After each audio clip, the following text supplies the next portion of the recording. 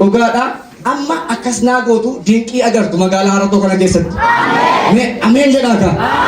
Mana keessatti gaafa galtan manuma keessatti rafiitii masin dhawwani namoonni hantuunni sin rakkisu harka keessan akkas naa godhaa. Hantuuta namoonni sin rakkisu. Ela adeemadha. Elaamee. Korosaa. Qataa inaati dhugaa rabbiiti. Waaqayyoon danda'u. Ela namuma halkanaa'uma kana jibbantu jira as keessa. Amma gaa Waaqayyo hin dubbata isa dubbate immoo hin raawwata. Harka keessan as naa bal'istu. Amma isa amma gaafa isin deemtanii galtanii hantuunni sun du'ee isin eega. Amma akkas goona. Ela Yesuus Kiristoos. Namoonni baarbeliifaa qabdan yookaan siree jalaafa hantuuta du'aa agarta galtee. Dhuftee dhugaa baataaree bor. Dhuftee dhugaa baataaree. Inni si qabee du'eera. Bakka.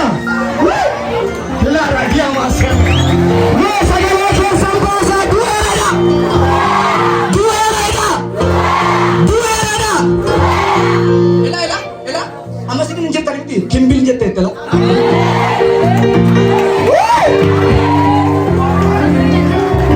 Kaleessa waa dubbadheen turistoonni kaleessa galgala jirtan. Kaleessa galgala deebisaa Waaqayyo sinaa eebbisu. Akkas jedheen ture baay'ee kolfaa turre. Warri mana keessanitti galtanii hantuunni duutee sin eegdi harka keessan baasaa. Dafaatii fiigichaa koota warri hantuunni duutee sin eegdi. Fiigichaadhaan harka keessan koota. Laara diyamoos jajajamaa. Daddafa. Kaleessa galgala akkasiin jedhe warri nageenya. Maaliin jedhe du'aa isheetti galtuun jenneen. Waaqayyo immoo nama hundaaf hin godhu. Nama amaniif hin godhamini. Koota maazir maattu. Galgala galani. Hantuunni hin baddii hin duuti jettani gallaan immoo hundumti isheen duraan na cannattu hin badde manuma isaati iddoo isheen buute dhabe. Hin jirtu.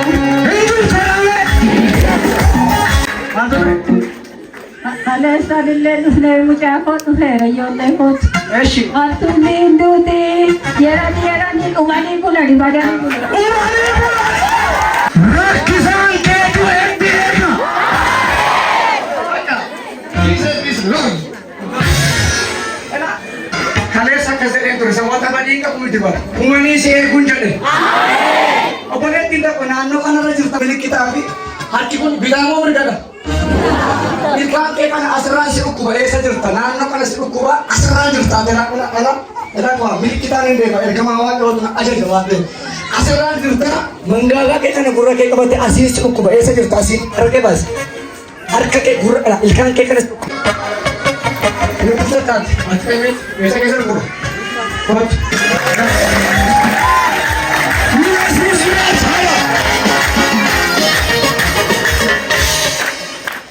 Galgala kana waan sitti hima ergamoonni hafuura qulqulluu as gidduu jiru. Ilkaan keessa dhukkuba. Natti mateera. Ijaan argaa noorran arge.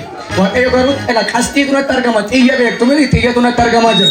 Harka keessanitti naa qaba. Maqaa gooftaa Yesuus Kiristoosiin sa'aatii ammaa jalqabe. Keessumaa kaleessa akka taanetti bultee. Waaqayyo danda'u dhuftee dhugaa baata. Fayyitee kana. Kanuma dawaan deebi argoonitti rukutaa jira. Yesuus Kiristoos gooftaadha. Isin kaa'ame maasar. Isin mudhii kee qabate as ol qabu olbuti. Si dhukkubaa? Eessa keessa dhukkuba? Kootas.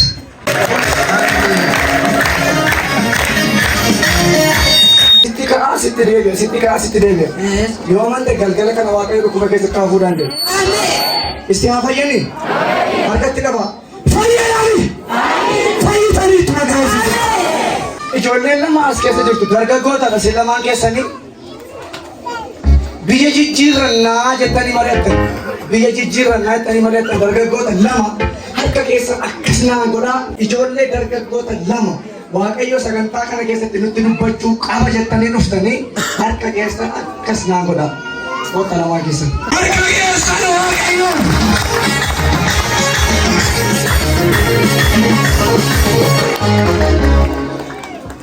Eessa bitas?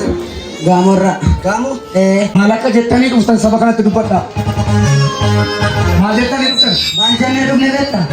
Kuni faarfannaa kana keessatti, kadhannaa kana keessatti Waaqayyo nu jijjiiruu qaba, beelaan jijjiiramna jedheetan mucaa kana qabadheetan dhufe kaleessaati kaase. Eshi.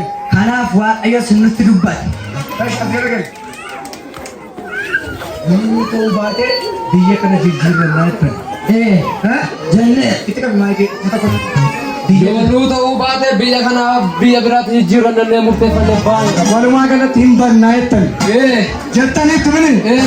Yesuus Kiristoos gooftaa.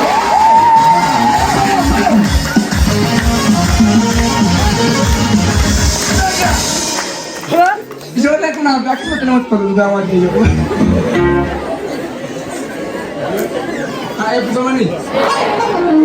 Waaqatu natti dubbata. Dhugaa rabbiidha. Dhugaa Waaqayyotu natti dubbachaa jira. Keessumaa ilaa isa sanatti naa qabi maayikii. Warri keessan iddoo biraa jiru miti. Mana keessan keessatti nagaan fidaa jedhe waaqayyo. Mana keessan lolatu guddaatu jiran si ajaa'iba obboleessa koo. Sirriidha. Waaqayyo garuu akka isaan jechaa jira. Humna dhiiga Yesuus Kiristoos sa'aatii ammaa jalqabee guddina hafuuraa siin guddiseera.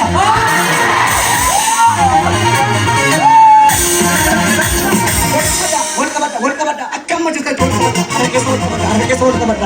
harka keessa wal qabadha. Ijoollee kana warri beektan milikkitadha. Waaqayyo akkasaan jechaa jira. Ilaa ijoollee koo na kadhadhaa wanta isin qortanii bira gahuu hin dandeenye waan haaraa isin wajjin hojjedhaa jedhee. Waaqayyo akkasaan jedhe obboleessa lamaan keessa na ilaala as. iddoo tokko iyyuu hin deemina, hin badinaa jedhe Waaqayyo dhaggeeffadhaa. Diddanii yoo baatanii waan kanuma reeffi isaanii mana manatti gaggalu agartu asumarraan darbe. Dhugaa Waaqayyooti gooftaan natti dubbateera waan ta'eef jechuudha. Ilaa hin deemina na kadhadhaa waaqayyo akkanaan jedhe. Qoy. Namni si keessa barumsa ishee agartu jira. Eenyudha? Kooti fiigiti na baata. Kooti nama baata. Harka keessa nama dhiye.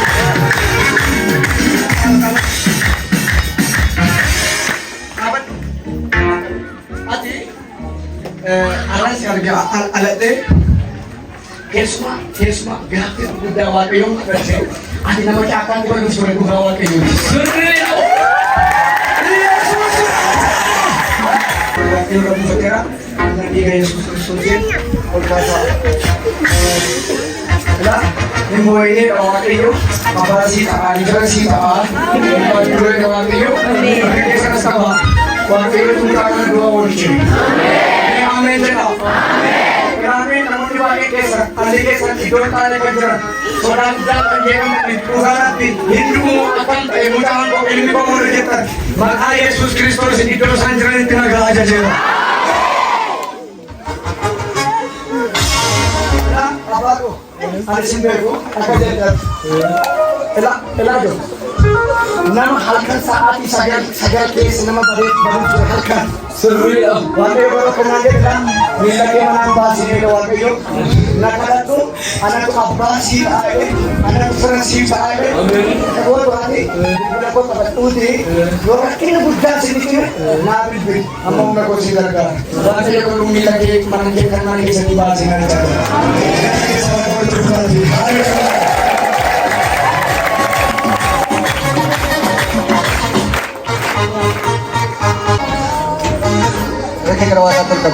Maqaa gooftaa Iyesuus Kiristoosiin Iyesuus Kiristoosiin mucaa kana akeeffadhaa ummee qaba jiru. Waggaa shanan kana waaqayyo doosin wajjineesi na oolchaara yaadattaa sirrii keessumaa na kadhadhu jilba keenaaf kennee dhukkuba hamaarraa si fayyiseera waaqayyo yaadatamni. Nayyaadha. Bela akkasuma itti dhufnaa qabaatu keessan. Namoonni tuffatinaati as qaba. Dhugaa rabbiiti. Belaani kolfa gammachuu qofatu taanaan kolfaafa. Maal ta'e hin tuffatta yoo ta'e bara kee nuti tuffatan jira. Namoonni baay'ee tuffatamanii hafan. Maqaa Yesuusin duuba dur. Ijoolleen kun lamaan miila keessan fuudhanii iddoo tokkollee hin deemina, hin badina. Waaqayyootu sin qabe waan ta'eef jabaadhaa, waliif kadhadhaa, wal jaalladhaa, harka keessan walitti rukutaafi.